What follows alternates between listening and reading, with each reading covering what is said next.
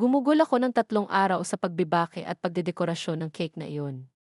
Sa edad na 72, hindi na kasing matatag ang aking mga kamay tulad noong araw, pero nag-ensayo ako ng mga roset ng ilang linggo, determinado na gawing espesyal ang ikalimang kaarawan ng aking apo na si Tyler. Sabi ng anak ko na si David, gusto ng asawa niyang si Melanie na mag-order ng cake mula sa magarbong bakery sa downtown Rochester, pero iginiit ko na ako ang gagawa. Mula pa noong hindi ka pa marunong maglakad, ako na ang gumagawa ng mga birthday cake, sabi ko sa kanya. Bago magpatuloy, mag-subscribe na sa channel, mag-like at mag-comment kung saan ka nanonood. Mahalaga ang suporta mo. Noong umaga ng party, maingat kong inilagay ang 2 tier na dinosaur cake sa likurang upuan ng aking buwik. Mainit ang panahon sa Rochester noong araw na iyon at nag-alala ako tungkol sa buttercream frosting. Gumising ako ng 5:05 ng umaga para tapusin ang dekorasyon. Inilagay ang mga huling detalye sa fondant dinosaurs na nakapalibot sa base ng cake.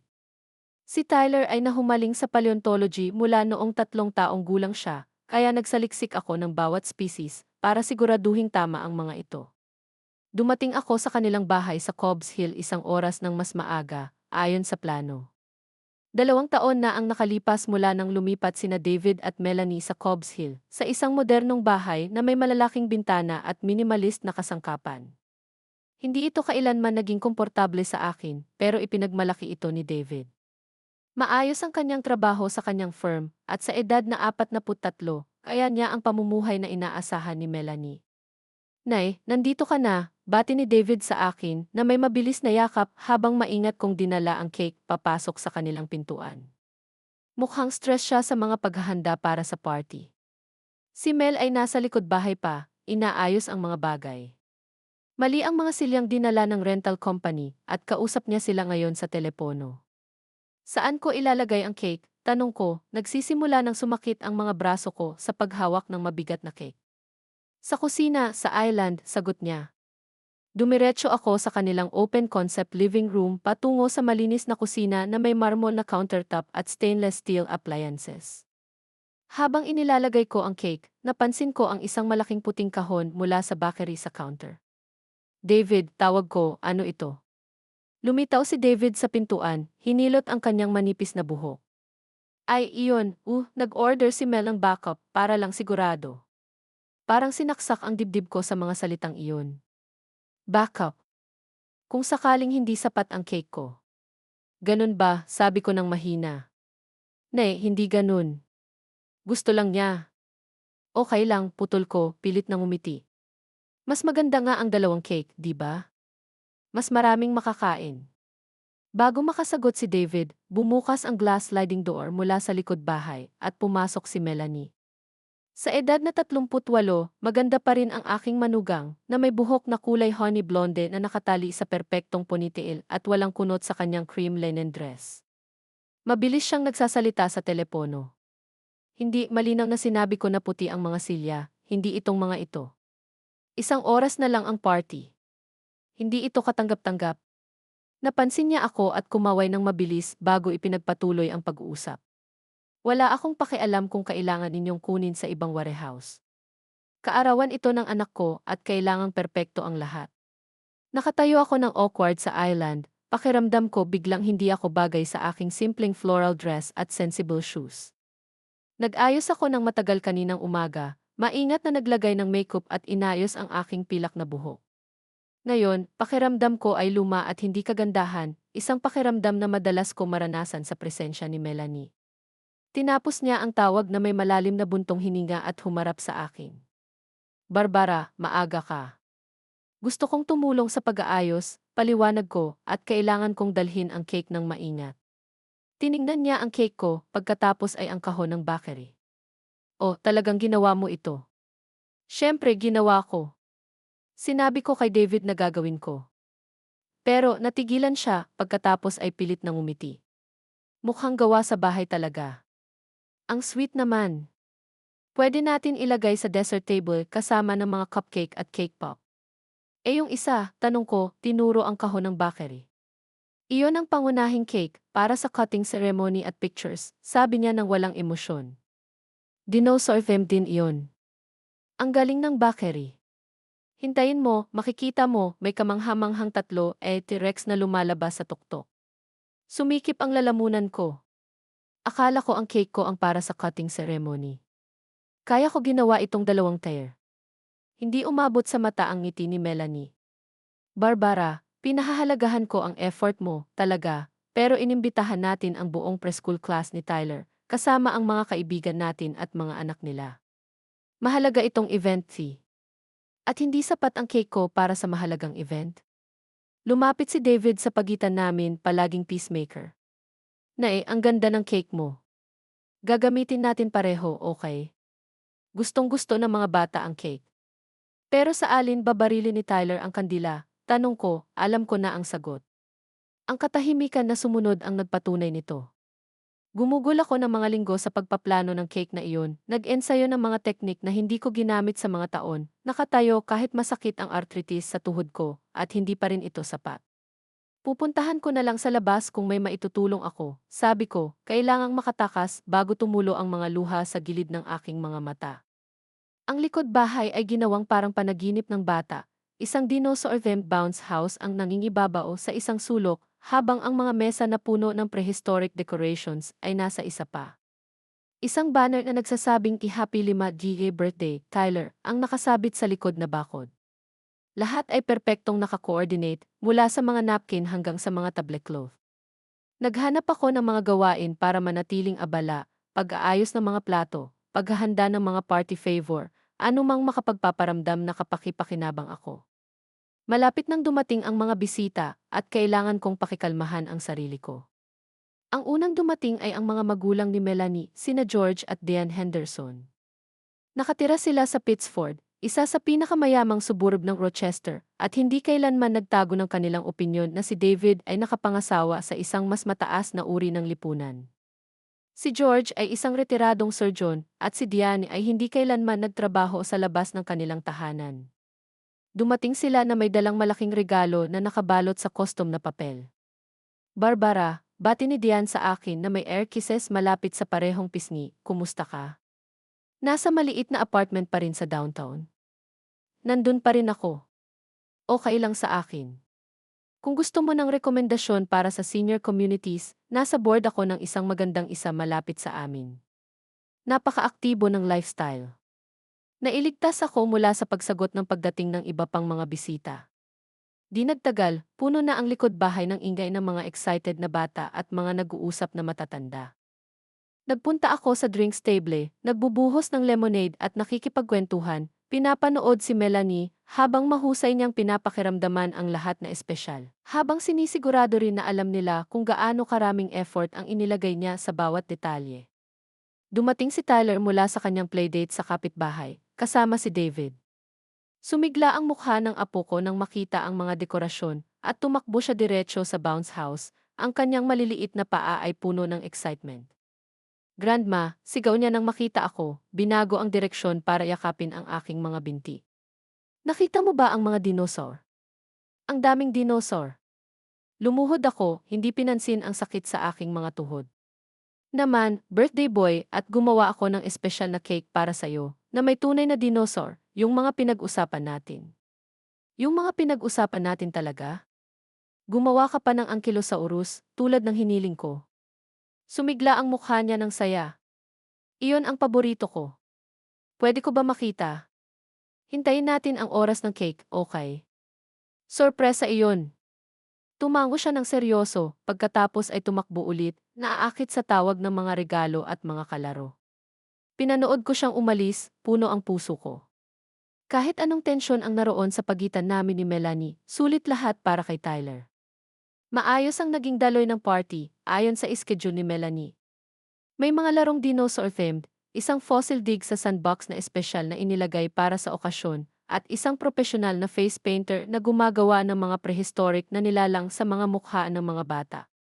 Tumulong ako kung saan kaya ko, pero lalo akong naramdaman na napapapunta sa gilid, habang ang ina ni Melanie ang namahala sa gift table at ang ama niya ang nag-entertain sa mga magulang sa mga kwento ng kanyang medical career. Pakiramdam ko ay isang manonood sa kaarawan ng sarili kong apo, isang extra kaysa sa pamilya. Nang dumating na ang oras ng cake, sumunod ako sa mga tao sa loob. Inilagay ni Melanie ang cake mula sa bakery sa isang espesyal na stand sa dining room. Kahanga-hanga nga ito, isang volcanic scene na may makatotohanang mga dinosaur at ang ipinangako na T-Rex na lumalabas sa tuktok.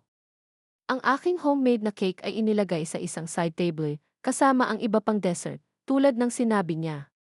Lahat magtipon-tipon, tawag ni Melanie. Kakantahan natin ang birthday boy. Si Tyler ay binuhat ni David sa isang silya, ang kanyang maliit na mukha ay nagniningning sa excitement. Pero pagkatapos ay naguluhan siya. Nasaan ang cake ni Grandma? Tanong niya. Yung may Ankylosaurus? Isang maikling katahimikan ang bumalot sa silid. Bahagyang humigpit ang ngiti ni Melanie. Honey, gagamitin natin itong espesyal na cake para sa kandila at pictures, paliwanag niya. Ang cake ni Grandma ay nasa kabila para kainin natin pagkatapos. Lumabi si Tyler. Pero gusto ko ang cake ni Grandma. Ginawa niya ang Ankylosaurus para sa akin.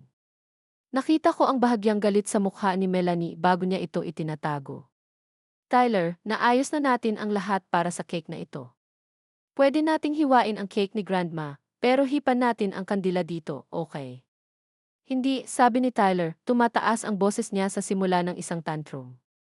Gusto ko ang cake ni Grandma. Espesyal iyon para sa akin. Napatitig si David sa pagitan ng kanyang anak at asawa. Ang iba pang mga magulang ay hindi komportableng gumalaw, ramdam ang tensyon.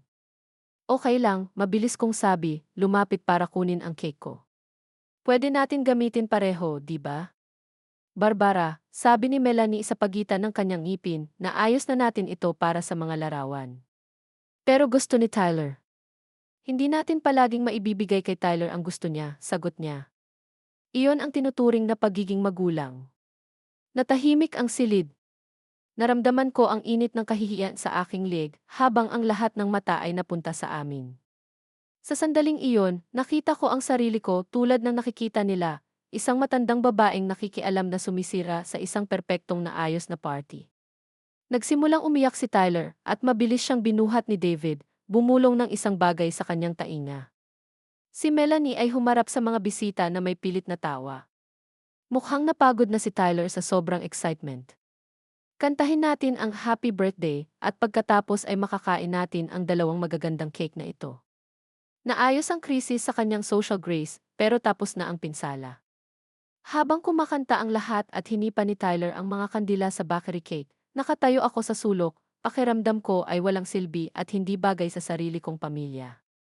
Hindi ko alam noon na ito pa lamang ang simula ng isang conflict na magbabago ng lahat sa pagitan natin. Ang pagmamaneho pabalik sa aking apartment pagkatapos ng kaarawan ni Tyler ay parang mas mahaba kaysa sa karaniwang 20 minuto. Tahimik ang mga kalye ng Rochester sa maagang gabi, ang araw ng late spring ay nanatili pa rin sa abot tanaw. Mahigpit kong hinawakan ang manibela ng aking brick, inaalala ang mga pang-manufacturing sa araw na iyon. Kalahati ng aking cake ay naiwan sa dessert table nang umalis ako. Hindi ko na kinuha pa uwi. Ano ang silbi? Ang aking apartment building ay lumitaw, isang mas lumang pero maayos na complex malapit sa Highland Park. Lumipat ako rito pagkatapos ibenta ang bahay ng pamilya 3 taon na ang nakalipas, pagkatapos ng pagkamatay ni Harold. Ang 47 taon ng aming kasal ay natapos dahil sa biglaang atake sa puso habang siya ay nag-aalis ng niebe sa aming driveway. Mas maliit ang apartment kaysa sa aking kailangan, pero pinili ko ito dahil malapit ito kina David at Tyler. Noon, akala ko ay doon ko naman gagastusin ang karamihan ng aking oras. Huminto ako sa aking designated parking spot at naupo sandali, masyadong pagod para gumalaw. Nag-vibrate ang aking telepono dahil sa text mula kay David, "Sorry tungkol sa ngayon, Mom. Gustong-gusto ni Tyler ang iyong cake. Tinatanong na niya kung kailan ka ulit bibisita. Kahit papaano, gusto pa rin ako ng aking apo." Nag-text ako pabalik ng maikling sagot at pumasok sa loob. Tumango kay Emre Peterson mula sa 3G na tinitingnan ang kanyang mail sa lobby. "Barbara, mukha kang pagod," komento niya. "Hindi ba birthday ng apo mo ngayon?" Sobrang saya ng event, nakakapagod ang mga ganitong malalaking party. Ganon din ang ginagawa ng anak ko, kumukuha ng photographers, entertainers, lahat na. Ano na ang nangyari sa simpleng cake lang sa backyard, kasama ang ilang kaibigan? Napangiti ako. Nagbabago ang panahon, siguro. Totoo. Sasali ka ba sa book club sa Miyerkules? Pag-uusapan natin ang mystery novel na iyon. Sasali ako, pangako ko, nagpapasalamat sa paalala ng aking sariling buhay at mga kaibigan, malayo sa papel ng lola na parang lalong napapapunta sa gilid. Sa itaas, hinubad ko ang aking sapatos at humiga sa aking paboritong armchair, yung binili namin ni Harold noong kami ay bagong kasal. Gasgas na ito sa tamang mga lugar, isang komportableng paalala ng buhay na maayos na nilakbay. Tiningnan ko ang side table, kung saan may nakasalansan na mga financial documents na naghintay sa aking atensyon, bank statements, investment reports, at ang buwanang sulat mula sa aking accountant. Si Harold ay maingat sa aming pananalapi. Bilang bank manager sa loob ng mahigit 30 taon, maingat siyang namuhunan at iniwan akong higit sa komportable. Ang aking pensyon bilang guro, kasabay ng kanyang retirement savings at investments, ay nangangahulugang wala akong financial worries, isang bagay na alam kong swerte ako kumpara sa marami sa aking mga kaibigan. Kinuha ko ang mga statements, iniisip na maaaring suriin ko ito bago matulog nang biglang tumunog ang aking telepono. Ang pangalan ni David ang lumitaw sa screen. Hello, Mom, medyo pilit ang boses niya. Gusto ko lang i-check kung nakauwi ka ng maayos at humingi ng paumanhi ng maayos para sa ngayon. Okay lang ako, David, at hindi mo kailangang mag-sorry. Maganda ang party. Pero yung tungkol sa cake, wala yun, putol ko. Masaya si Tyler at iyon ang mahalaga. Tahimik siya sandali. Nalulungkot si Mel sa nangyari. Talaga? Hindi ko napigilan ang pag-aalinlangan sa aking boses. Totoo, Mom. Partikular lang talaga siya sa mga bagay na gusto niya. Alam mo yan. Alam ko nga. Si Melanie ay palaging eksakto sa kanyang mga inaasahan, mula sa kasal na kanyang plinano hanggang sa minuto hanggang sa eksaktong kulay ng gray na pininturahan nila sa kanilang living room walls. 3 sample ang sinubukan bago niya nahanap ang tama. Okay lang, David, talaga. Actually, may iba pa akong gustong pag-usapan, tumigil siya.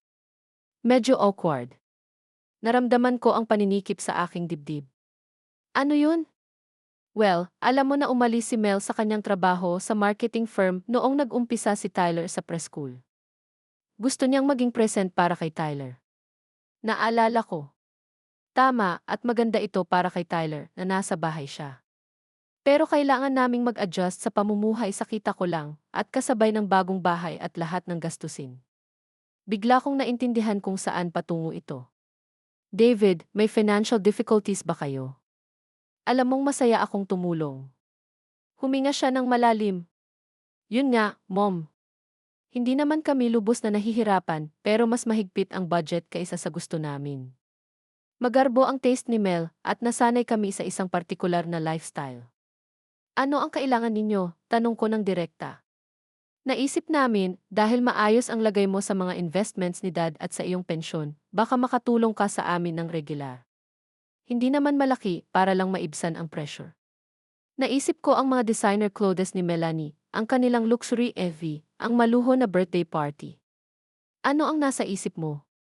Baka pwede mong idagdag si Mel bilang authorized user sa isa sa iyong credit cards, para lang sa emergencies at mga bagay para kay Tyler. Nagulat ako sa request. Ang authorized user ay nangangahulugang malayang makakagasto si Melanie at ako ang magbabayad. Parang masyadong bukas na suporta ito. Kailangan kong pag-isipan yan, David. Baka pwede tayong mag-set up ng monthly transfer na may malinaw na boundaries. Mas madali lang ang credit card, git niya. Kung may biglang kailangan si Tyler o may magandang oportunidad para sa kanya, hindi na kailangang maghintay si Mel para humingi ng pera sa iyo. Nagtaka ako kung kanino talaga galing ang ideyang ito. Pag-isipan ko muna, okay. Mag-usap ulit tayo bukas. Siyempre, Mom. Take your time. Tumigil siya. At salamat sa pag-unawa tungkol sa ngayon. Talagang pinahahalagahan ni Mel ang lahat ng ginagawa mo para kay Tyler. Pagkatapos naming mag-usap, naupo ako sa dumaraming dilim ng aking living room, nag-iisip. Malakas ang opinyon ni Harold tungkol sa request na ito. Naniniwala siya sa financial independence at pinalaki si David na may malinaw na aral tungkol sa pamumuhay ayon sa kanyang kakayahan. Pero wala na si Harold at malungkot ako.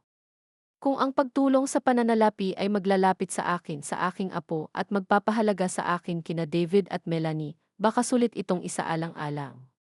Kinabukasan, tinawagan ko ang aking bangko at inayos na idagdag si Melanie Henderson bilang authorized user sa aking primary credit card, yung may pinakamataas na limit at pinakamahusay na rewards.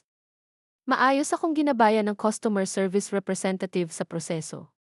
Ang karagdagang card ay ipapadala sa iyong address sa loob ng 5 hanggang 7 business days, paliwanag niya. Gusto mo bang mag-set ng hiwalay na credit limit para sa authorized user? Nagdalawang isip ako. Ang pag-set ng limit ay maaaring magpadala ng mensahe na hindi ko pinagkakatiwalaan si Melanie. Hindi na kailangan. CJ, yung Rick Wilson. May iba pa ba akong maitutulong sa iyo ngayon? Wala na, salamat. Yun lang. Tinawagan ko agad si David pagkatapos. Tapos na. Makakarating ang card ni Melanie next week. Talaga, Mom? Wow, salamat. Malaking tulong ito sa amin. Masaya akong gawin ito, sabi ko, at sa sandaling iyon totoo iyon. Gusto kong makatulong, David. Gusto kong maging bahagi ng buhay ninyo. Parte ka na, Mom. Malaki ang kahulugan nito sa amin. Dumating ang card pagkatapos ng 5 araw. Tinawagan ko si David para ipaalam na dadalhin ko ito sa hapon. Iba ang hitsura ng bahay nila sa ordinaryong liwanag ng Martes, hindi gaanong nakakatakot ng walang mga dekorasyon at maraming bisita. Huminto ako sa driveway at napansin na ang Audi EV ni Melanie ang tanging sasakyan doon. Nasa trabaho siguro si David. Pinindot ko ang doorbell, hinintay na kinakabahan. Pagkatapos ng ilang sandali, binuksan ni Melanie ang pinto. Ang kanyang ekspresyon ay nagbago mula sa pag-aabang tungo sa magalang na pagkilala nang makita ako. Barbara, hi. Wala pa si David. Alam ko. Dinala ko ito. Inangat ko ang envelope na naglalaman ng bagong credit card. Dumating na ito ngayon. Biglang sumaya ang mukha niya. Oh, ang card. Napakaganda. Pumasok ka, please. Immaculate ang bahay gaya ng dati, walang laruan na wala sa lugar, kahit may 5 taong gulang na nakatira doon. Sumunod ako kay Melanie sa kusina, kung saan abala siya sa paghahanda ng isang komplikadong salad, mga gulay na nakaayos sa maayos na hanay para sa paghiwa. Gusto mo ba ng tsaa? Alok niya, itinuro ang electric kettle. Maganda yan, salamat. Habang inihanda niya ang tsaa, inilagay ko ang envelope sa counter. Malaki ang credit limit nito. Naisip ko na magiging kapaki-pakinabang ito para sa mga gastusin ni Tyler at emergencies, gaya ng sinabi ni David. Tumango si Melanie, hindi tumitingin mula sa paghahanda ng tsaa. Magagamit natin ito. Salamat, Barbara. Napakabuti mo. May formalidad sa kanyang pasasalamat na parang rehearsed, pero itinabi ko ang isipang iyon. Ito ay isang peace offering, isang paraan para maging kapaki-pakinabang sa kanila. Kumusta si Tyler? Tanong ko. Nakarecover na ba siya sa excitement ng party? Okay siya. Nasa playdate ngayon. Ibababa siya ng nanay ng kaibigan niya sa loob ng 1 oras. Inilagay niya ang mug ng tsaa sa harap ko. Barbara, tungkol sa party, sana hindi mo naramdaman na binabaliwala ko ang effort mo sa cake. Napakabuti ng loob mo. Parang rehearsed din ang apology, malamang dahil kay David. Okay lang, Melanie. Nangyayari ang mga ganitong bagay. Kinuha niya ang envelope, hinila ang credit card at sinuri ito. Malaking tulong ito sa amin. Sobrang hirap ang trabaho ni David at dahil nasa bahay ako para kay Tyler, kailangan naming mag-adjust. Naiintindihan ko. Una ang pamilya. Ngumiti siya, ang unang tunay na ekspresyon na nakita ko mula sa kanya ngayong araw. Tama. At ngayon, makakakuha na ako ng membership para kay Tyler sa Children's Science Center na hinintay niya. Alam mo ba na may buong paleontology program para sa mga bata sa kanyang edad? Maganda yan. Magugustuhan niya yan. At may amazing summer camp din sila, pero mahal. Ngayon, may isip natin ito nang hindi nag-aalala sa budget. Tumango ako, natutuwa na ang aking kontribusyon ay direktang makakabuti kay Tyler. Gusto kong marinig ang lahat tungkol dito kapag pumunta siya. Siyempre, itinago niya ang card sa kanyang wallet. Talagang pinahahalagahan natin ito, Barbara. Mas panatag ang loob ko na may ganitong backup. Nagkwentuhan kami ng ilang minuto pa tungkol sa mga aktibidad ni Tyler at trabaho ni David bago ako nagpaalam. Habang hinatid ako ni Melanie sa pinto, bigla niya akong niyakap. Mas mahalaga ito kaysa sa alam mo, sabi niya. Tumutulong ka sa amin na mabigyan si Tyler ng pinakamagandang pagkabata. Habang nagmamaneho pa uwi, mas magaan ang pakiramdam ko kaysa sa mga nakaraang araw. Baka ang financial arrangement na ito ang maging tulay sa pagitan natin na lumikha ng ugnayan kung saan dati ay magalang na pagtitiis lamang. Baka makita na rin ako ni Melanie bilang mahalaga, bilang isang nag-aambag ng makabuluhang bagay sa kanilang pamilya. Dumating ang unang credit card statement pagkatapos ng 4 na linggo. Binuksan ko ito habang umiinom ng kape sa umaga, curious kung paano ginamit ni Melanie ang card. Nagulat ako sa total, $6,283.47. Sinuri ko ang itemized charges. May membership nga sa Rochester Children's Science Center na $250, pero may $1,200 din mula sa Nordstrom, $870 mula sa isang high-end furniture store, $430 sa isang spa sa Pittsford, at maraming restaurant charges mula $60 hanggang $200. Halos isang kapat lang ng mga gastusin ang direktang para kay Tyler. Ang iba ay mukhang personal na pamimili at entertainment ni Melanie.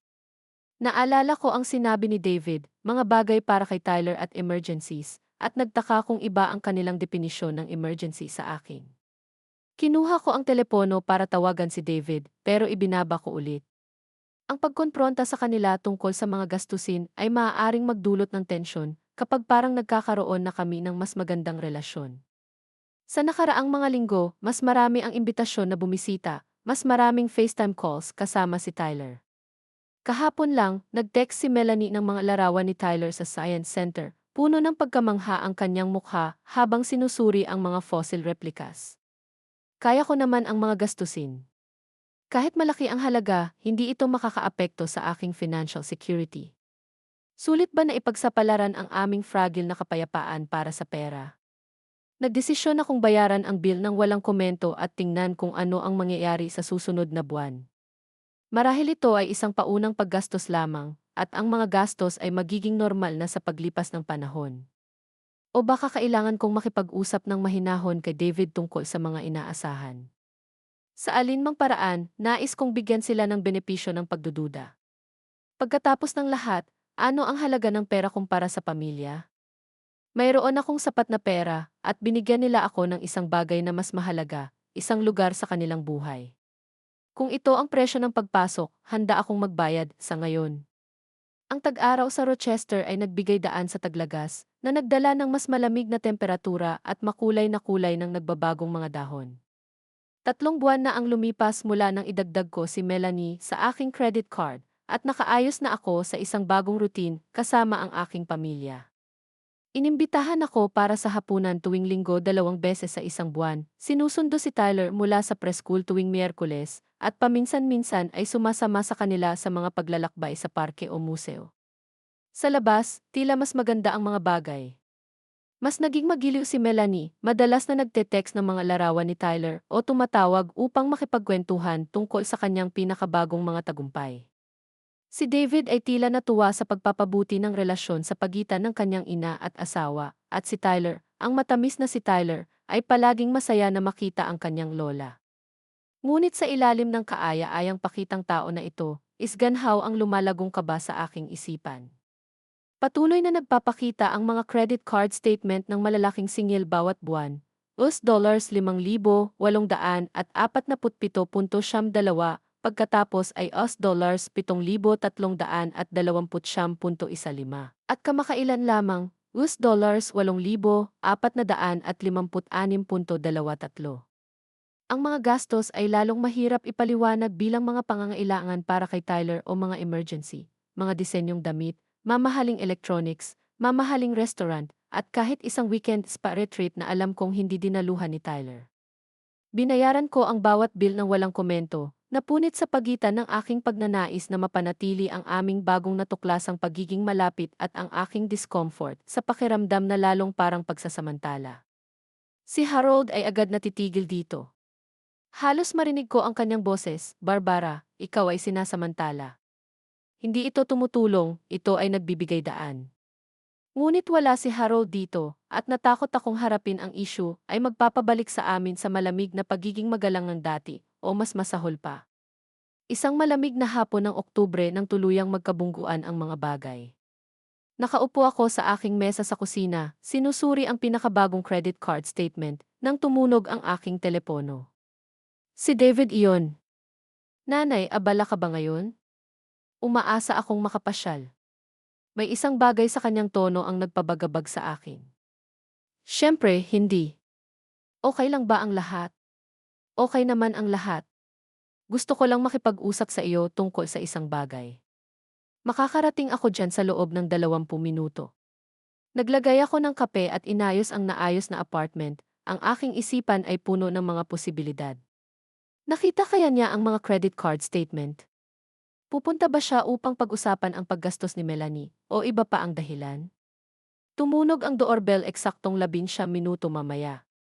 Palaging naging maagap si David, kahit noong bata pa siya. Binuksan ko ang pinto at natagpuan siyang nakatayo doon sa kanyang damit pangtrabaho, mukhang pagod ngunit nakangiti. "Hi, nanay. Salamat sa pagtanggap sa akin sa maikling paunawa. Huwag kang magmalaki. Hindi mo kailangan ng paunawa para bisitahin ang iyong ina." Inakay ko siya papasok. "Handa na ang kape, o mayroon akong herbal tea na gusto mo?" "Maganda ang kape, salamat." Naupo kami sa aking maliit na sala. Si David ay nakaupo sa gilid ng sofa habang kinuha ko ang aking karaniwang armchair. Hinawakan niya ang mug sa parehong kamay, tinititigan ang madilim na likido na parang naghahanap ng mga salita. "Okay ba ang lahat kay Tyler?" Tanong ko nang tumagal ang katahimikan. "Mabuti si Tyler, lalong nagiging matalino."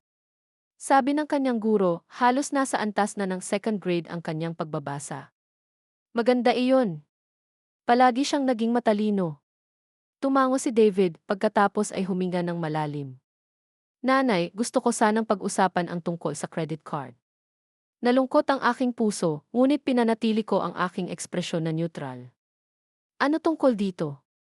"Una, gusto kong malaman mo kung gaano namin pinahahalagahan ang iyong kabutihang loob. Malaking tulong ito sa amin sa mga nakaraang buwan."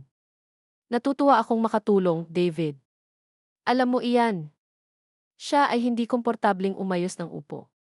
"Ang bagay ay, nag-usap kami ni Mel, at napagtanto namin na ang pagkakaroon ng card na nakalink sa iyong account ay maaaring magparamdam sa iyo na masyado kang kasangkot sa aming pananalapi, na parang binabantayan mo kami. Hindi ito ang inaasahan ko." "Wala akong sinabi tungkol sa mga singil, David." "Exactly, at sobrang respectful mo, pero naisip namin na mas maganda para sa lahat kung magkakaroon ng mas malinaw na arrangement." Siya ay sumandal pasulong. "Paano kung, sa halip na credit card, maglipat ka lang ng fixed na halaga bawat buwan, halimbawa $1 isa 0,000.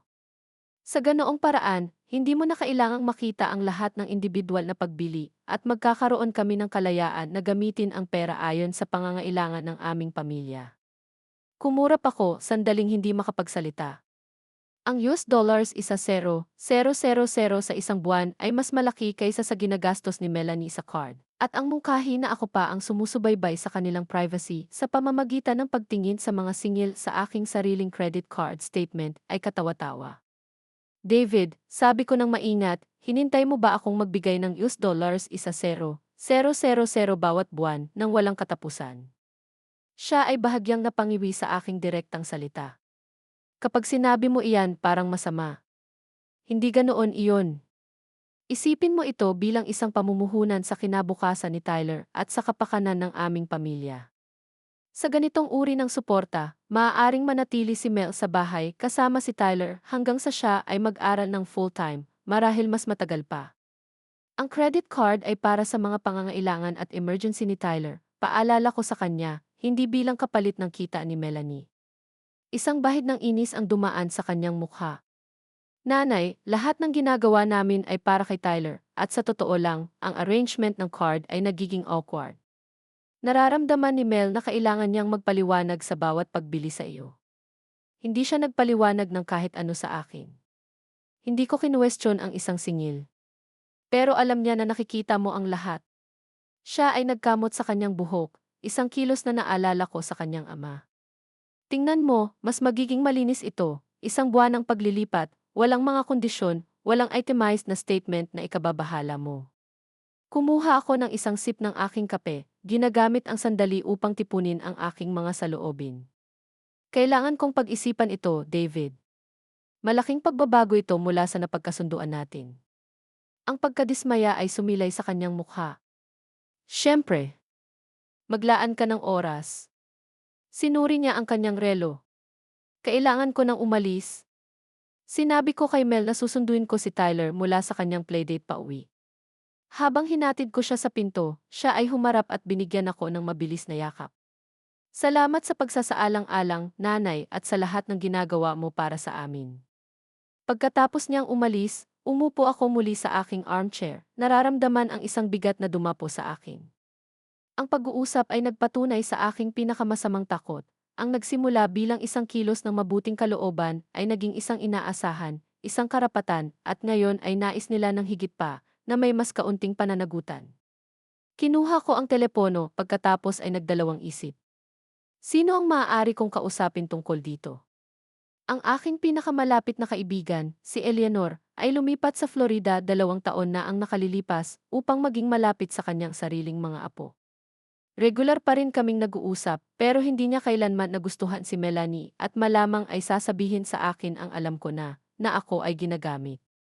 Sa halip, tinawagan ko ang aking financial advisor, si Martin, na nakatrabaho ni Harold sa loob ng maraming taon at nagpatuloy sa pamamahala ng aking mga pamumuhunan pagkatapos ng kanyang kamatayan.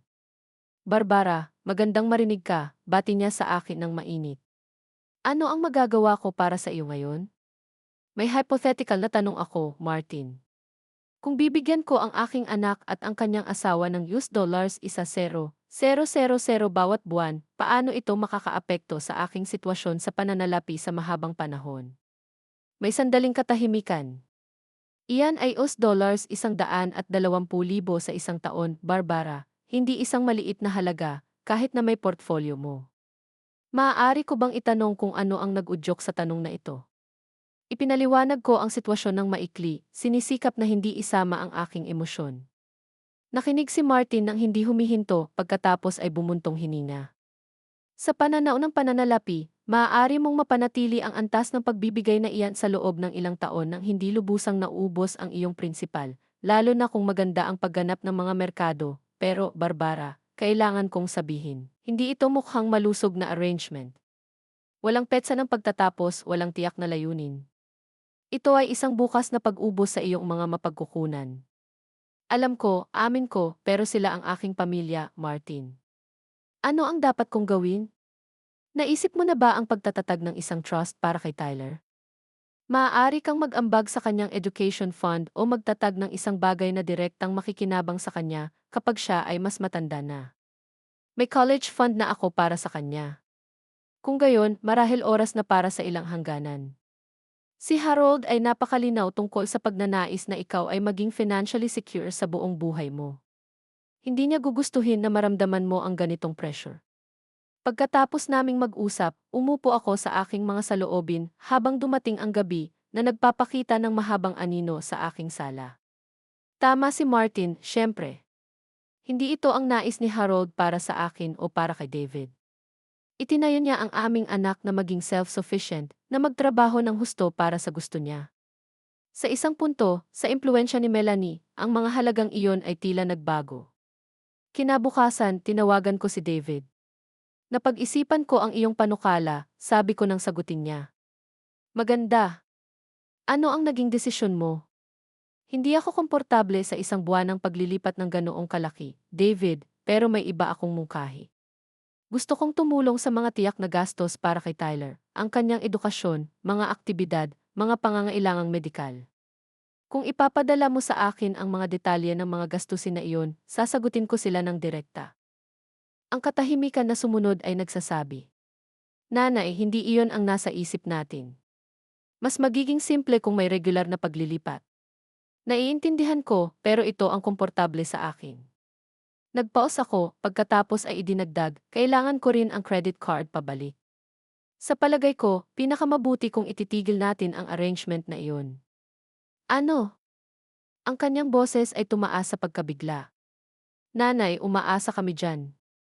Si Mel ay nagplano na ng mga aktibidad ni Tyler para sa susunod na ilang buwan, ipinapalagay na magkakaroon kami ng mapagkukunang iyon. Masaya pa rin akong magbayad para sa mga aktibidad ni Tyler. Ipadala mo lang sa akin ang impormasyon at aasikasuhin ko ito. Ito ay, hindi ko maintindihan kung saan ito nanggagaling. Lahat ay maayos na gumagana. Talaga ba, David? Ang card ay para sa mga emergency at pangangailangan para kay Tyler. Ang mga ginastos ay lampas na lampas doon. Kaya nga hinintuan mo kami. Tumigas ang tono niya. Alam ko na. Sabi ni Mel, malamang sinusuri mo ang bawat binili at iniisip ang pinakamasama tungkol sa kanya. Hindi iyan totoo. Sinusubukan ko lang magtakda ng makatwirang mga hangganan. Hangganan? Parang hindi siya makapaniwala. Nanay, kami ay pamilya. Hindi ito isang transaksyon sa negosyo. Kami ay nagiging mas malapit nitong mga nakaraang buwan. Gustong-gusto ni Tyler na makita ka ng mas madalas. Gusto mo bang masira iyon? Hindi naman banayad ang ipinahiwatig na banta. Kumirot ang tiyan ko.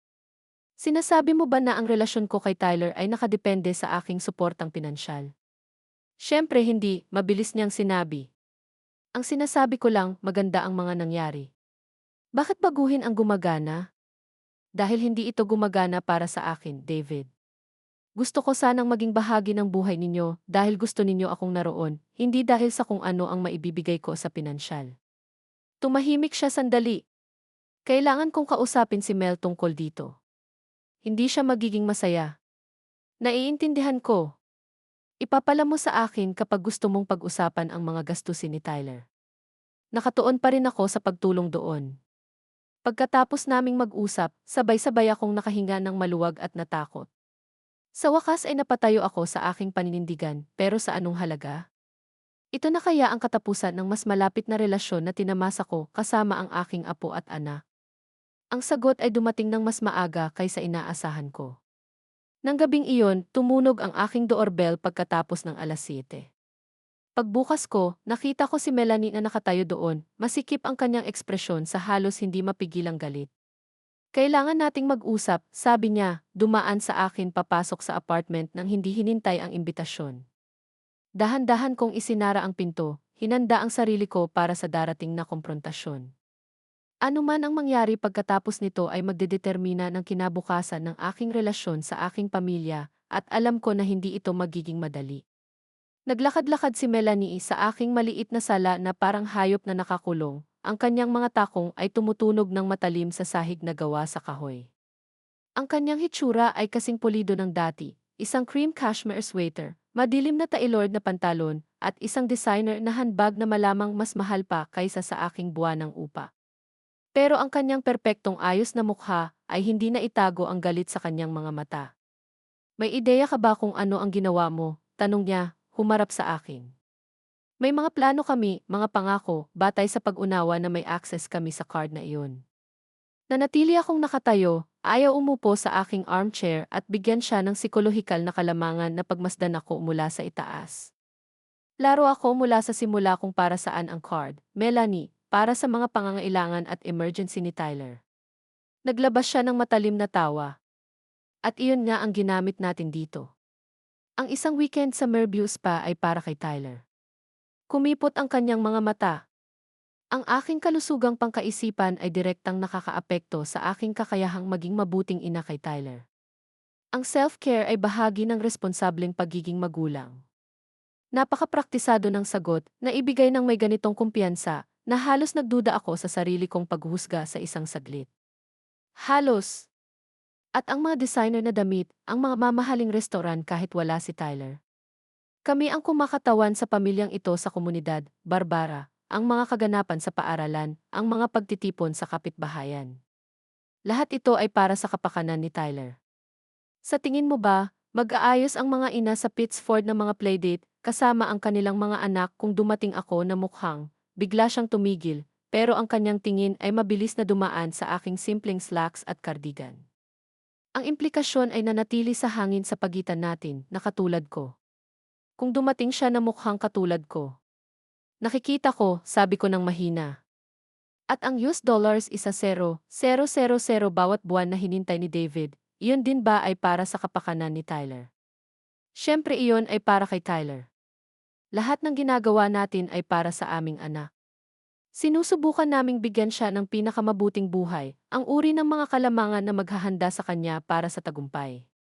Ipinatong niya ang kanyang mga braso. Hindi ko inaasahan na ikaw, sa lahat ng tao, ang magiging makasarili. Makasarili. Masakit ang akusasyon. Makasarili.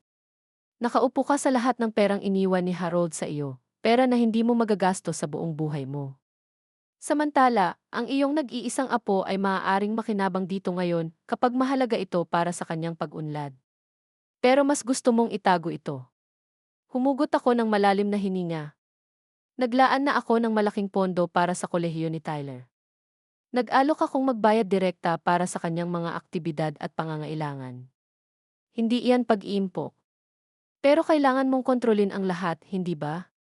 Malaman ang bawat detalye, ipapakita sa amin ang bawat gastos.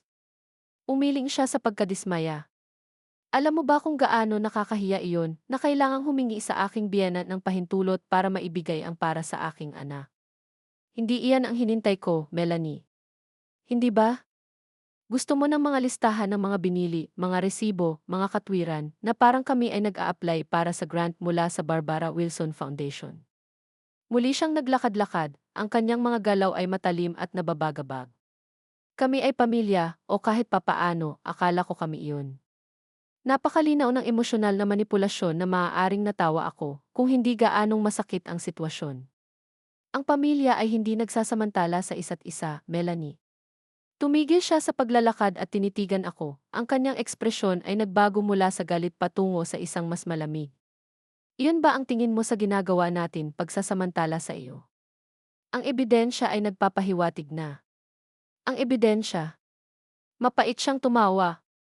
Parang gumagawa ka ng kaso laban sa amin. Ganyan ba ang tingin mo sa relasyon mo sa iyong anak bilang isang uri ng transaksyon kung saan kailangan mong protektahan ang sarili mo? Hindi iyan makatarungan at alam mo iyan.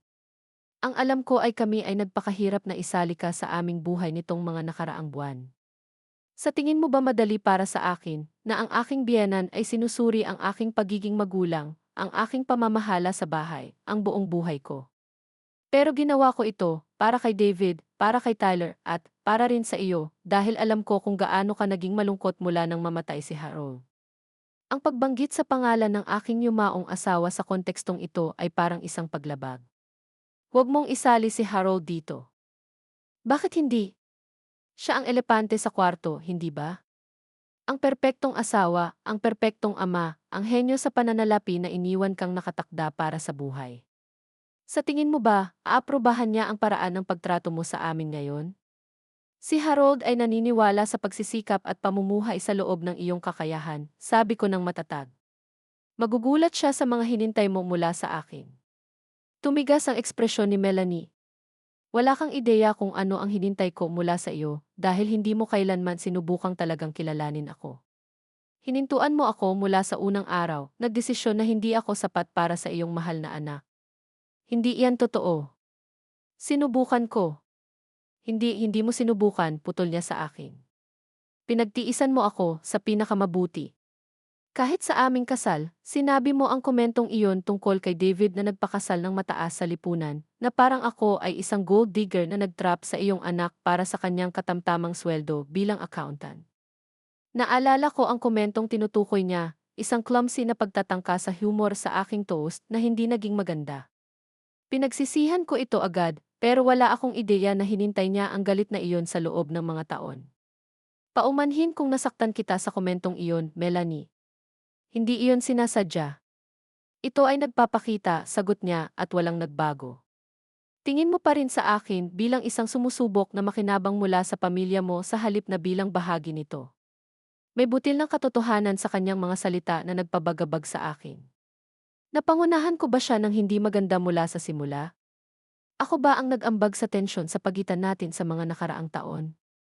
Ngunit naalala ko ang mga credit card statement, ang lalong tumitinding mga kahilingan, ang hindi direktang banta na ang aking access kay Tyler ay nakasalalay sa aking pagkabukas palad sa pananalapi. Hindi ito tungkol sa mga lumang hindi pagkakaunawaan o salungatan ng personalidad. Tungkol ito sa mga hangganang nalagpasan. Gusto ko sanang magkaroon ng magandang relasyon sa iyo at kay David, maingat kong sinabi, pero dapat ito ay batay sa magkaparehong respeto, hindi sa pag-asa sa pananalapi. Respeto. Kinuha niya ang kanyang handbag mula sa coffee table ko. Tulad ng respeto na ipinakita mo ng unilateral mong kanselahin ang card nang hindi man lang natin napag-usapan. Nang sirain mo ang mga plano natin para kay Tyler batay sa rekursong iyon. Nag-alok ako ng alternatibo. Isang alternatibong nagbibigay sa iyo ng kumpletong kontrol na kailangan naming lumapit sa iyo, hawak ang sombrero para sa bawat gastusin. Umiling siya. Hindi iyon respeto, Barbara. Iyon ay isang laro ng kapangyarihan. At ano ang tawag mo sa paghingi ng US$ 1,000,000 bawat buwan ng walang pananagutan? Tawag ko doon ay tiwala, tiwala sa pamilya. Tumungo siya sa pintuan. Pero malinaw na iyon ay isang bagay na hindi mo kayang gawin. Sinundan ko siya. Melanie, pakikalmahan, wag natin itong iwanang ganito. Siguradong may gitnang solusyon tayong makikita. Huminto siya, kamay sa doorknob. Alam mo kung ano ang nakakatawa? Sa lahat ng sinasabi mo tungkol sa kapakanan ni Tyler, ikaw pa ang magdudulot ng pinakamalaking sakit sa kanya. Mahal niya ang kanyang lola. Lagi siyang nagtatanong tungkol sa iyo. Paano ko ipapaliwanag sa isang 5 taong gulang na ang kanyang lola ay nagdesisyong umatras mula sa aming buhay? Hindi ako umaatras sa buhay ni Tyler. Gusto ko sanang makisali ng higit pa sa lahat. Talaga? Kasi mula sa pananaw ko, sinira mo lang ang kasunduan na nagpapahintulot nito. Naging malamig at klinikal ang boses niya, mas nakakatakot kaysa sa kanyang naunang galit. May pagpipilian kang gawin, Barbara. Maaari kang magtiwala sa amin na gagamitin ang iyong suportang pinansyal sa pinakamabuting paraan para sa aming pamilya, nang walang mga kondisyon at pagsubaybay, o maaari kang bumalik sa pagkikita kay Tyler sa mga pista at espesyal na okasyon. Tulad ng dati. Malinaw na ang banta ngayon. Ginagamit mo ang aking apo bilang leverage. Realistiko lang ako tungkol sa mga kahihinatnan ng iyong mga aksyon. Kung hindi mo kami pinagkakatiwalaan, kung igigit mo na tratuhin kami na parang mga bata na kailangang subaybayan, hindi maaaring magpatuloy ang relasyon natin tulad ng dati. Ganoon kasimple. Binuksan niya ang pinto. Kausapin mo si David kapag nagdesisyon ka na. Alam mo, nasaktan siya nito. Akala niya tinatanggap mo na ako bilang bahagi ng pamilya. Sa huling puna na iyon, nawala na siya. Iniwan lamang ang natitirang amoy ng kanyang mamahaling pabango at ang mabigat na bigat ng kanyang ultimatum. Lumubog ako sa aking armchair, emosyonal na pagod. Ang paghaharap ay kasing sama ng kinatatakutan ko, pero sa mga paraang hindi ko inaasahan. Ang mga akusasyon ni Melanie ay tumama ng masyadong malapit sa puso, na nagpabagabag sa akin tungkol sa aking sariling motibasyon at mga bias. Hindi ko ba talaga siya binigyan ng patas na pagkakataon? Ginagamit ko ba ang kontrol sa pananalapi bilang kapalit ng impluensyang nawala sa akin ng pakasalan ni David? Pero naroon ang mga katotohanan, ang labis na paggastos, ang lalong tumitinding mga kahilingan, ang malinaw na banta na paghihigpitan ang aking access sa aking apo kung hindi ko susundin ang kanilang mga inaasahan sa pananalapi. Hindi iyon tungkol sa mga lumang hindi pagkakaunawaan o salungatan ng personalidad. Iyon ay manipulasyon, simple lang. Tumunog ang aking telepono, nagulat ako sa aking mga iniisip. Ang pangalan ni David ang lumitaw sa screen. Hinayaan ko itong pumunta sa voicemail, hindi pa handa para sa isa pang paghaharap ng ganoon kabilis. 1 minuto pagkatapos, isang text message ang lumitaw, "Mama, pakikalmahan mo ako. Kailangan nating pag-usapan ito." Pinatay ko ang aking telepono at lumakad patungo sa bintana, tinitingnan ang paglubog ng gabi ng Taglagas sa Rochester. Ang puno ng maple sa labas ng aking gusali ay nasa rurok ng pagbabago ng kulay. Ang mga dahon nito ay matingkad na pula sa naglalahong liwanag. Malapit na, mahuhulog ang mga dahon na iyon at darating ang taglamig. Nagbabago ang mga panahon, predictable sa kanilang siklo, pero ang ilang pagbabago, kapag ginawa na, hindi na maibabalik. Anumang desisyon ko ngayon ay permanenteng magbabago sa aking relasyon sa aking anak at apo. Kung maninindigan ako, nanganganib akong mawala ang mahalagang oras kay Tyler na naging highlight ng aking mga linggo. Kung susuko ako, magtatakda ako ng president ng emosyonal at pinansyal na manipulasyon na maghuhubog sa dinamika ng aming pamilya sa mga darating na taon. Si Harold ang makakaalam kung ano ang gagawin. Siya ang palaging mas mahusay sa paghawak ng mahihirap na pag-uusap, sa paghahanap ng balanse sa pagitan ng kabaitan at katatagan. Pero wala si Harold. Ang desisyong ito ay akin lang. Bumalik ako sa aking tahimik na telepono, alam ko na sooner or later, kailangan kong sagutin ang tawag ni David. Pero una, kailangan kong maging ganap na malinaw tungkol sa kung saan ang aking mga hangganan at kung ano ang handa kong isakripisyo para mapanatili ang mga ito. Dahil isang bagay ang sigurado, anumang pagpipilian ko, may presyong babayaran. Bago magpatuloy, mag-subscribe sa channel ngayon, mag-iwan ng like at mag-comment kung saan ka nanonood. Mahalaga ang iyong suporta. Hindi ako nakatulog ng gabing iyon. Ang pag-uusap kay Melanie ay paulit-ulit na naglalaro sa aking isipan, bawat pag-ulit ay nagdadala ng bagong duda, bagong galit, bagong kalungkutan. Pagsikat ng bukang liwayway sa Rochester na nagpapinta sa mga pader ng aking kwarto ng maputlang gininto ang liwanag, nagdesisyon na ako. Kinuha ko ang aking telepono at binuksan ito.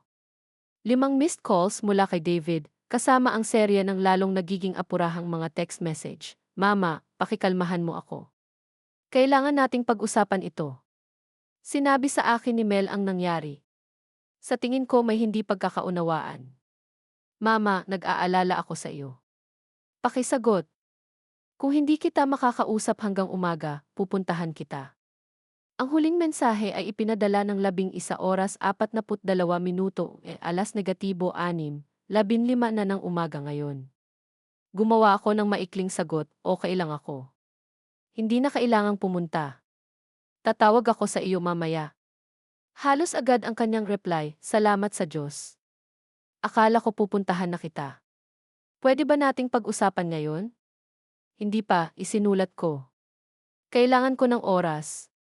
Tatawag ako sa iyo ngayong hapon. Itinabi ko ang telepono at dumaan sa aking morning routine ng mekanikal, paligo, kape, tinapay na halos hindi ko natikman. Alas negatibo 9 ng umaga, tinawagan ko ang aking bangko at hiniling na makipag-usap sa isang tao tungkol sa aking mga account. Magandang umaga, Rick Wilson, bati ng kinatawan. Paano ko kayo matutulungan ngayon? Kailangan kong kanselahin ang isang credit card at mag-issue ng bago na may ibang numero. Masaya akong tumulong dyan. Maaari ko bang itanong ang dahilan ng pagkansela? May nararanasan ba kayong pandaraya o hindi otorisadong pagsingil? Nag-alinlangan ako. Hindi ba otorisado ang mga iyon?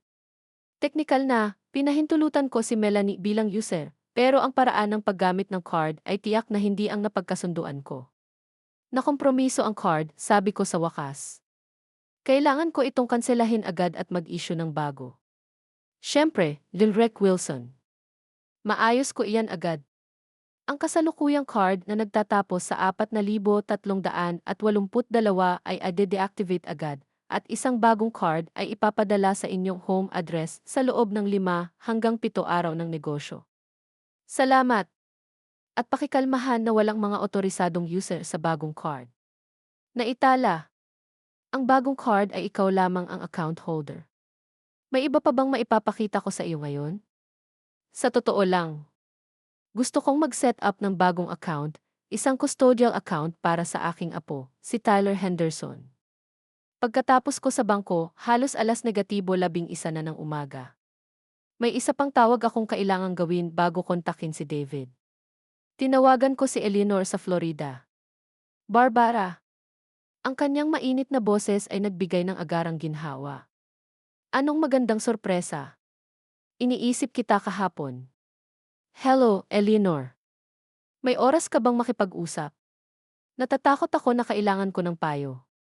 Siyempre, mahal. Ano ang nangyayari?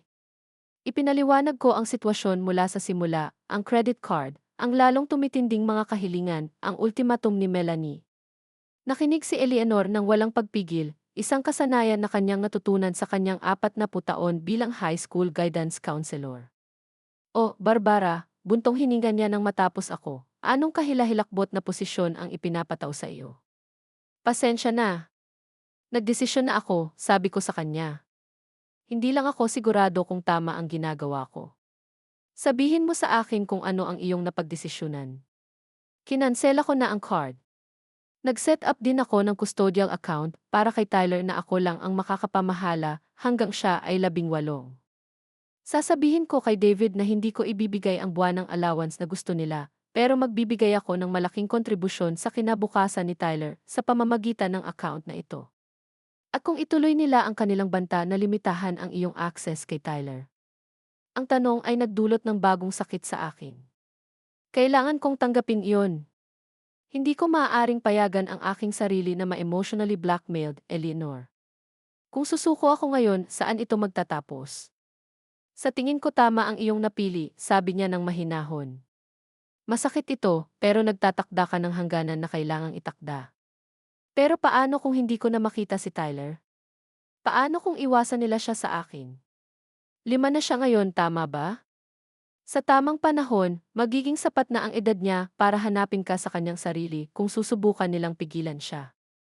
At ang mga bata ay matalino.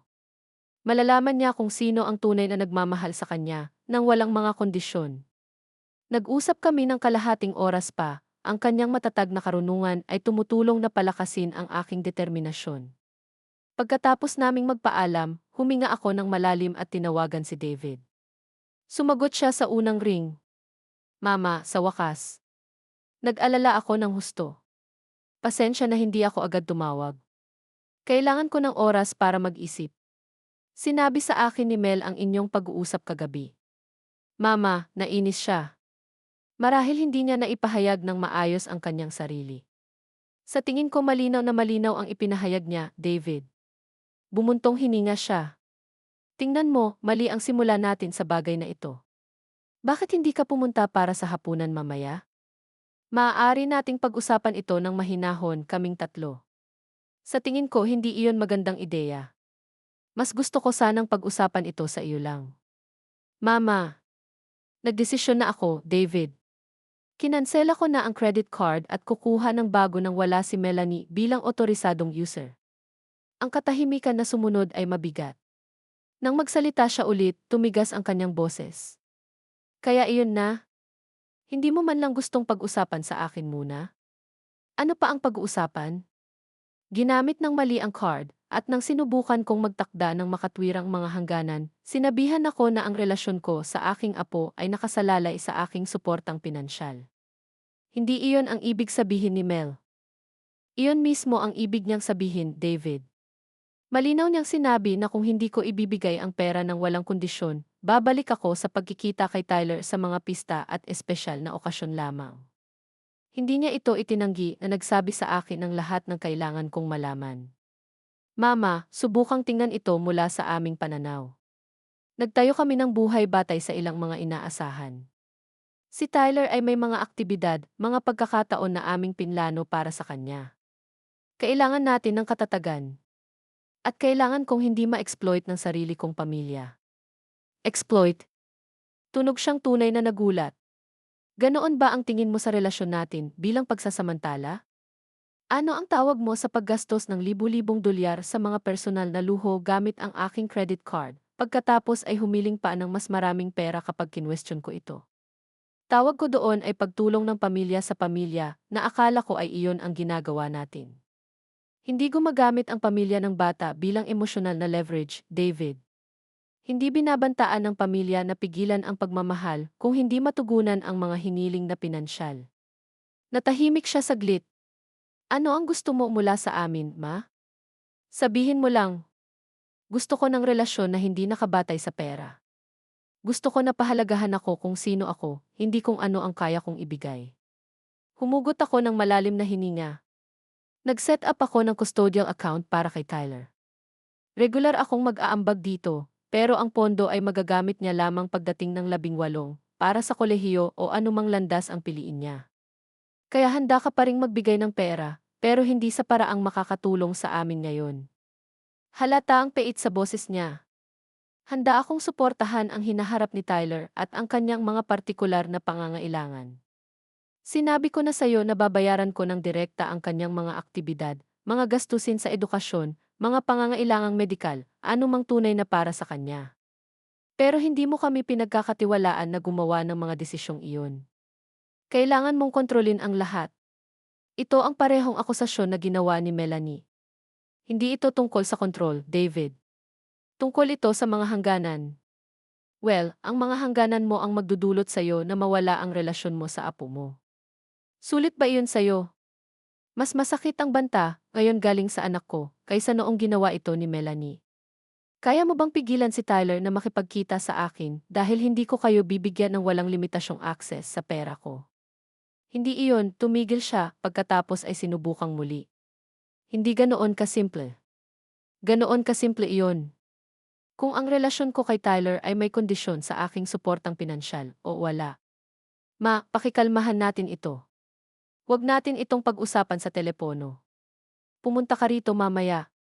Makipagkita sa amin. Makakahanap tayo ng solusyon. Hindi ako pupunta, David. Kailangan mong marinig ako ng malinaw. Hindi ko kayo bibigyan ni Melanie ng buwanang allowance o walang limitasyong access sa aking credit card. Susuportahan ko si Tyler ng direkta sa mga paraang makakabuti sa kanya. Iyon ang aking pinal na desisyon. Kung ganoon, wala akong masabi sa'yo. Naging malamig ang boses niya. Hindi tatanggapin ni Mel ito. Pakiramdam niya ay hindi mo siya kailanman nirerespeto, hindi mo siya tinanggap sa pamilya. Para sa kanya, kumpirmasyon lang ito. Iyon ay sa pagitan ko at ni Melanie. Hindi lang. Sa pagitan natin lahat ito. Kami ay isang package deal, ako, si Mel at si Tyler. Hindi mo basta maaring piliin kung aling miyembro ng pamilya ang gusto mong pakikalabanan. Ang kawalan ng katarungan ng pahayag na ito ay nagpatigil sa akin. Hindi ko kailanman sinubukang ibukod si Melanie. Maraming beses akong nagsikap sa mga nakaraang taon upang makabuo ng relasyon sa kanya. Well, sa pananaw niya, ang mga pagsisikap na iyon ay laging may kasamang paghuhusga. Naisip ko ang birthday party, ang insidente ng cake, lahat ng maliliit na pagkakasala at tensyon sa mga nakaraang taon. Baka may katotohanan iyon, pero hindi nito binibigyang katwiran ang ginagawa nila ngayon. Paumanhin kung ganoon ang pakiramdam niya, pero nananatili ang aking desisyon. Bumuntong hininga siya ng malalim. Kung ganoon, wala na tayong dapat pag-usapan. Ipapakita ko sa iyo ang susunod na school event ni Tyler, pero higit pa riyan, kailangan natin ng espasyo. Hindi na wala sa akin ang euphemismo. Espasyo. Ang ibig niyang sabihin ay paghihiwalay, distansya, pag-alis ng aking apo sa buhay ko. Mahal kita, David, at mahal ko si Tyler ng higit pa sa inaakala mo. Sana muling isaalang-alang mo ang paggamit kay Tyler bilang paon sa sitwasyong ito. Hindi iyon, tumigil siya. Kailangan ko nang umalis. Paalam, Maini. Namatay ang linya. Nakaupo ako na hawak ang telepono, nakakaramdam ng kakaibang halo ng pagkabigo at ginhawa. Nangyari na ang pinakamasama, pipigilan nila ang aking access kay Tyler. Pero nanindigan ako, pinanatili ang aking dignidad, tumanggi na mamanipulate o ma-exploit. Sulit ba ito? Hindi ko alam. Ang oras lamang ang magsasabi. Inilagay ko ang telepono sa mesa at naglakad patungo sa aking maliit na desk, kung saan may photo album ni Tyler mula sa kanyang kapanganakan hanggang sa kanyang kamakailang kaarawan. Dahan-dahan kong binuklat ang mga pahina, pinapanood siyang lumaki mula sa isang bagong silang na pulang-pula ang mukha hanggang sa isang 5 taong gulang na may nawawalang ngipin at mga mata na puno ng kuryosidad at ngiti ng kanyang ama. Paumanhin, sweetheart, bulong ko sa kanyang larawan. Kailangang gumawa si Grandma ng mahirap na desisyon. Sana balang araw ay maunawaan mo. Sa labas, lumakas ang hangin ng taglagas na nagpapadala ng mga pulang dahon ng maple na umiikot sa aking bintana. Darating ang pagbabago, handa man ako o hindi. Ang Nobyembre sa Rochester ay nagdala ng maagang nyebe na nagpaputi sa lungsod at ginawang winter wonderland ang Highland Park. 3 linggo ang lumipas mula sa aking komprontasyon kay David, 3 linggo ng katahimikan na nasira lamang ng isang maikling text message na nagsasabing kanselado ang Thanksgiving pageant sa paaralan ni Tyler dahil sa outbreak ng flu. Walang imbitasyon para sa hapunan ng Thanksgiving ang sumunod. Inakala ko na magpapalipas sila nito sa bahay ng mga magulang ni Melanie sa Pittsford, tulad ng ginawa nila noong nakaraang taon. Gumawa ako ng plano kasama ang aking mga kaibigan sa book club, isang potluck sa bahay ng kapatid ni Eleanor sa Irondequoit. Hindi ito ang pamilyang Thanksgiving na hinintay ko, pero mas mabuti ito kaysa sa mag-isang umupo sa aking apartment na may frozen dinner at mga alaala. Noong Miyerkules bago ang Thanksgiving, inaayos ko ang sweet potato casserole na ipinangako kong dadalhin ng tumunog ang aking telepono. Inaasahan ko na si Margaret mula sa book club na kumukumpirma ng oras para bukas. Sa halip, ang pangalan ni Tyler ang lumitaw sa screen. Siyempre, wala pang sariling telepono si Tyler. Ito ang ipad na inayos ni na David at Melanie na may limitadong contacts para sa mga emergency o supervised na tawag sa mga lolo't lola. Kumalabog ang puso ko nang sinagot ko. Hello, Tyler. Grandma. Ang kanyang mataas na boses ay nagpadala ng emosyon sa akin na kailangan kong hawakan ang counter para sa suporta. Alam mo ba? Natanggal ang ngipin ko, yung maluwag na ipinakita ko sa iyo noong huli. Noong huli, ang aming Miyerkules ng hapon na magkasama halos 1 buwan na ang nakalipas, bago nagkagulo ang lahat, ang huling pagkakataon na nakita ko siya. Maganda iyan, sweetheart. Dumating ba ang Tooth Fairy? Nagdala siya ng $5. Sabi ni Daddy dahil first tooth ko iyon. Ang mga susunod ay baka $1 na lang. Well, napakabuti naman ng Tooth Fairy. Sinubukan kong panatilihing magaan ang boses ko, kahit na ang mga tanong ay naglalaro sa isip ko. Alam ba ni na David at Melanie na tumatawag siya sa akin? Nakikinig ba sila? Excited ka ba para sa Thanksgiving bukas? Magprito si Daddy ng turkey sa backyard. Kumuha siya ng special fryer at tutulungan ko si Mommy na gumawa ng pumpkin pie mamaya. Kaya hindi sila pupunta sa mga magulang ni Melanie. Ang kaalamang ito ay nagdulot ng panibagong sakit sa akin. Magkakaroon sila ng pamilyang Thanksgiving sa bahay at hindi ako imbitado. Masarap iyan. Sigurado akong magaling kang tumulong. Sabi ni Mommy, ako ang pinakamagaling sa paghalo. May pagpause, pagkatapos ay bumaba ang boses niya sa bulong. Grandma, galit ka ba sa amin? Sabi ni Daddy kailangan mo ng espasyo ngayon, pero hindi ko alam kung ano ang ibig sabihin yon. Sumikip ang lalamunan ko. Hindi, sweetheart, hindi ako galit sa'yo, kahit kailan. Namimiss kita ng sobra. Namimiss din kita.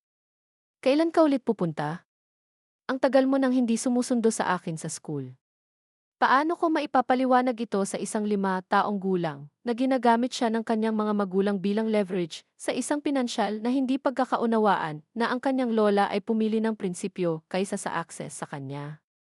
Hindi ko sigurado, Tyler. Nagtatrabaho kami ng daddy mo ng ilang bagay, pero gusto kong malaman mo na mahal kita. Walang magbabago doon, okay? Parang nag-aalinlangan ang boses niya.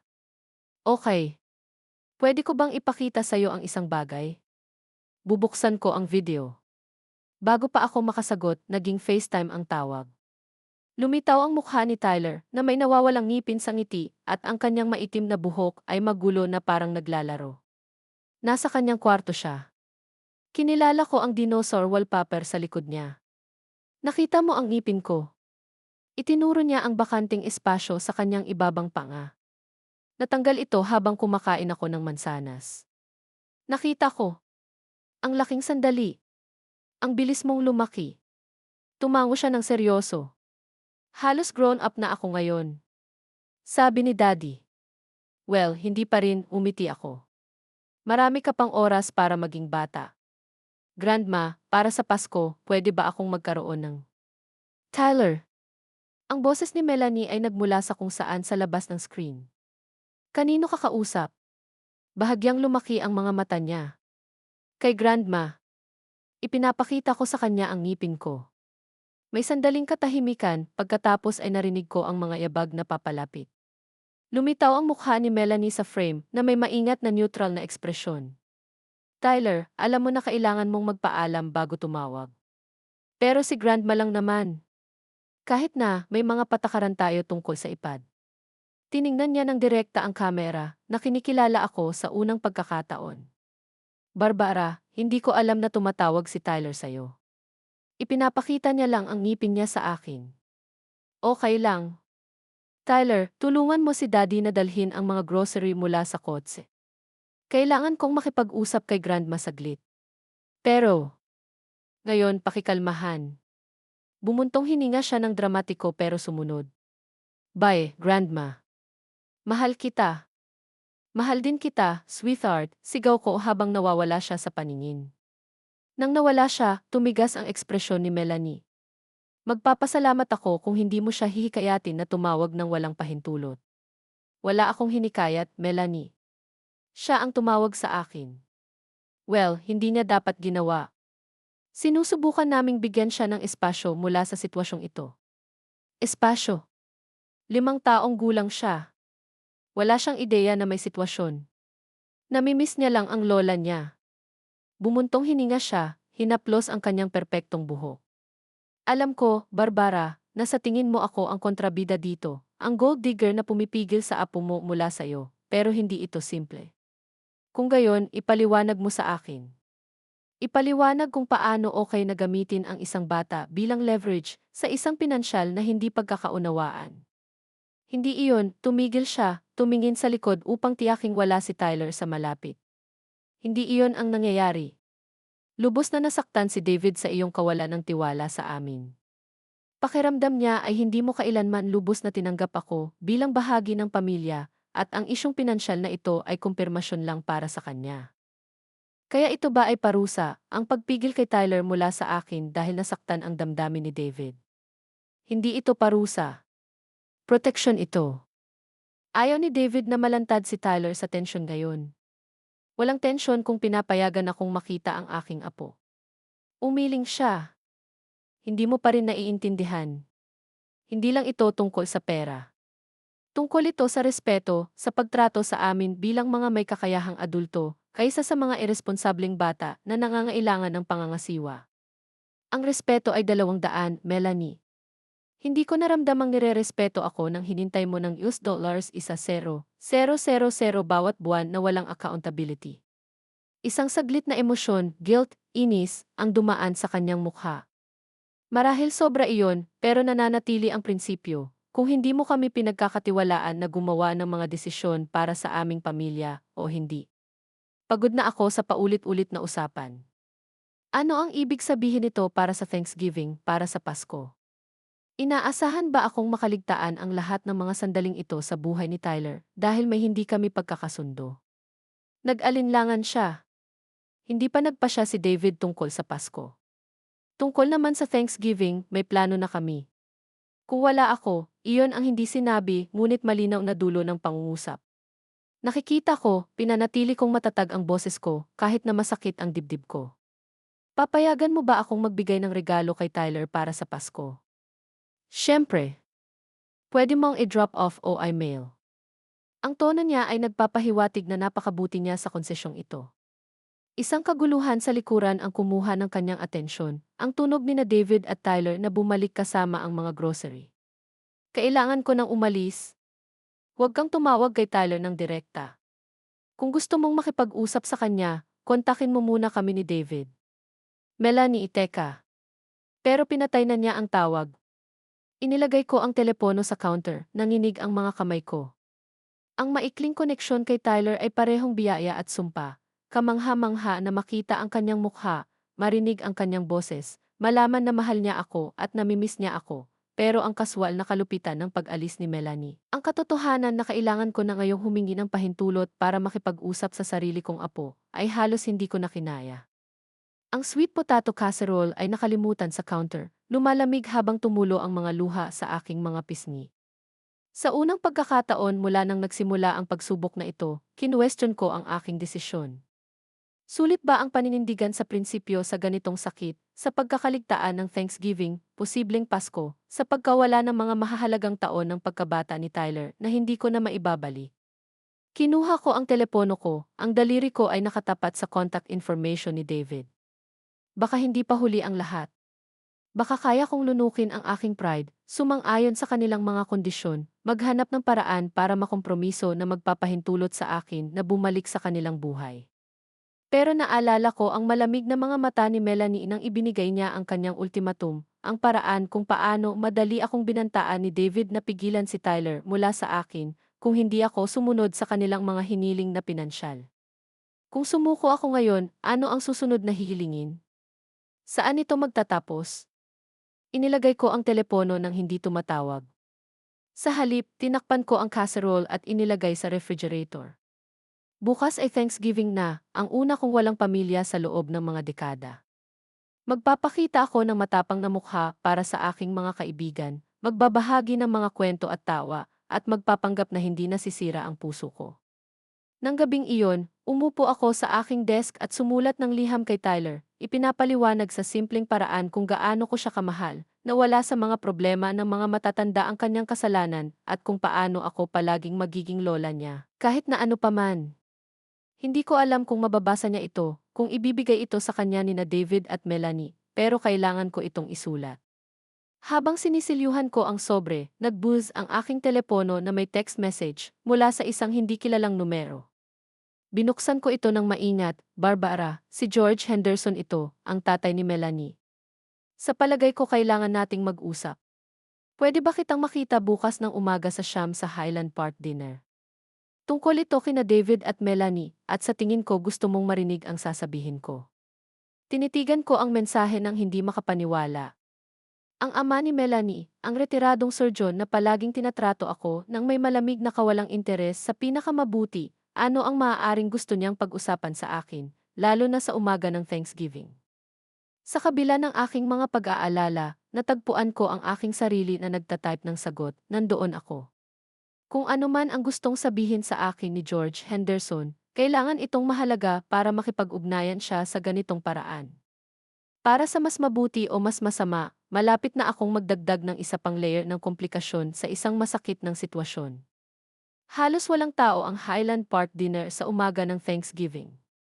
Nakita ko agad si George Henderson, nakaupo sa isang sulok na booth, nakadamit ng perpekto tulad ng dati, ang kanyang pilak na buhok ay maayos na sinuklay, ang kanyang ekspresyon ay seryoso habang humihigop siya ng itim na kape. Salamat sa pagpunta, Barbara, sabi niya habang umupo ako sa booth. Diretso na ako sa punto. Alam ko ang tungkol sa sitwasyon ng credit card.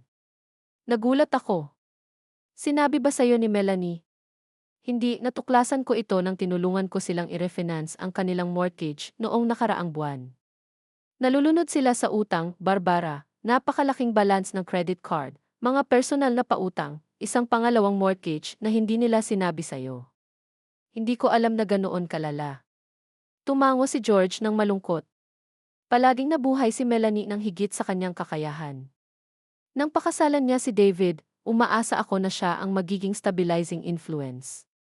Sa halip, hinila niya si David sa kanyang pinansyal na kaguluhan. Bakit mo ito sinasabi sa akin?